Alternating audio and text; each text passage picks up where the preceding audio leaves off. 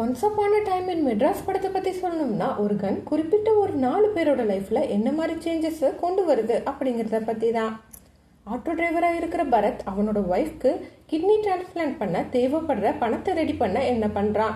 அதே நேரம் துப்புரவு வேலை செய்கிற அபிராமி அவங்க பொண்ணை டாக்டருக்கு படிக்க வைக்க கடன் வாங்கி அதை திருப்பி கொடுக்க என்னென்ன கஷ்டப்படுறாங்க.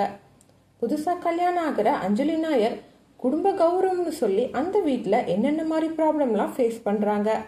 கடைசியாக ஜாதிக்காக எந்த எல்லைக்கும் போகிற தலைவாசல் விஜய் ரெஜிஸ்டர் மேரேஜ் பண்ண போகிற தன்னோட பொண்ணை என்ன பண்ணுறாரு.